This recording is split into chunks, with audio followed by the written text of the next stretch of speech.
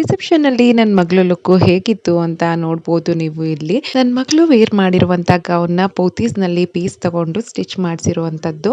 ನಾನು ಈ ಒಂದು ಡಿಸೈನ್ ನ ಸೆಂಡ್ ಮಾಡಿದ್ದೆ, ಅದೇ ರೀತಿ ಸ್ಟಿಚ್ ಮಾಡಿದರೆ. ಬಟ್ ಸ್ಲೀವ್ಸ್ ನಾನು ಬೇರೆ ರೀತಿ ಹೇಳಿದ್ದೆ, ಸೊ ಇದೊಂದು ಡಿಫ್ರೆಂಟ್ ಆಗಿ ಮಾಡ್ಬಿಟ್ಟಿದ್ದಾರೆ. ನನಗೆ ಈ ಸ್ಲೀವ್ಸ್ ಅಷ್ಟೊಂದು ಇಷ್ಟ ಆಗ್ಲಿಲ್ಲ. ನಾನು ಲಾಂಗ್ ಸ್ಲೀವ್ಸ್ ನ ಹೇಳಿದ್ದೆ, ಸೊ ಇವಾಗ ಟ್ರೆಂಡಿಂಗ್ ಅಲ್ಲಿ ಇದೆಯಲ್ಲ ಆ ರೀತಿ ಸ್ಲೀವ್ಸ್, ಬಟ್ ಅವರು ಈ ರೀತಿ ಸ್ಟಿಚ್ ಮಾಡಿದರೆ. ಬಟ್ ಇಟ್ಸ್ ಓಕೆ, ಏನು ಮಾಡಕ್ಕಾಗಲ್ಲ, ಆಲ್ರೆಡಿ ಸ್ಟಿಚ್ ಮಾಡ್ಬಿಟ್ಟಿದ್ದಾರೆ.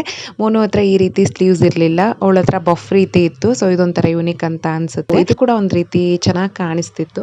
ಮ್ಯಾಚಿಂಗ್ ವಾಚ್ ಕೂಡ ವೇರ್ ಮಾಡಿದಾಳೆ, ಇದಕ್ಕೆ ಅಂತಾನೆ ಪರ್ಚೇಸ್ ಮಾಡಿದ್ದು. ಹೇರ್ ಗೆ ಹಿಂದೆ ಒಂದು ಬೋ ಹಾಕಿದೀನಿ, ಕ್ಲಿಪ್ ಆರ್ ಬೋ ಏನಂತರ ಎಕ್ಸಾಕ್ಟ್ ಆಗಿ ಗೊತ್ತಿಲ್ಲ.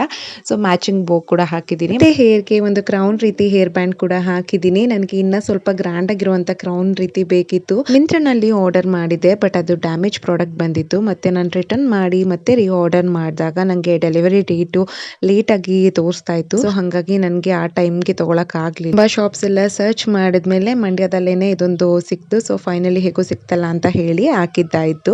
ಸೊ ಇದೊಂದು ಕ್ರೌನ್ ಕತೆ ಆಯ್ತು. ನೆಕ್ ಪೀಸ್ ಹಾಕಿದೀನಿ, ವೈಟ್ ಸ್ಟೋನ್ ಅಲ್ಲಿ ಬರುತ್ತೆ. ಅದು ಪರ್ಫೆಕ್ಟ್ ರಿಸೆಪ್ಷನ್ ಲುಕ್ ಗೆ ಮ್ಯಾಚ್ ಆಗ್ತಿತ್ತು. ಸೊ ಹಂಗಾಗಿ ಅದನ್ನೇ ಮ್ಯಾಚ್ ಮಾಡಿ ಹಾಕ್ತೆ. ಮತ್ತೆ ಒಂದ್ ಪೇರ್ ಆಫ್ ನ್ಯೂ ಶೂಸ್ ಜೊತೆ ಪರ್ಫೆಕ್ಟ್ ರಿಸೆಪ್ಷನ್ ಲುಕ್ ನ ಕ್ರಿಯೇಟ್ ಮಾಡಿದೆ ಮೋನುಗೆ. ಮತ್ತೆ ಇನ್ನೊಂದು ಹ್ಯಾಂಡ್ ಗೆ ನಾನು ಏನು ಹಾಕಕ್ ಹೋಗ್ಲಿಲ್ಲ, ಬಿಕಾಸ್ ನಾನು ಅನ್ಕೊಂಡಿರೋ ತರ ಬ್ರೇಸ್ಲೆಟ್ ನನಗೆ ಸಿಗ್ಲಿಲ್ಲ. ಸೊ ಹಾಗಾಗಿ ಹಾಗೆ ಬಿಟ್ಟಿದ್ದೀನಿ. ಮೇಕಪ್ ಸಿಂಪಲ್ ಆಗಿ ನಾನೇ ಮಾಡಿದ್ದೆ ಮೋನುಗೆ.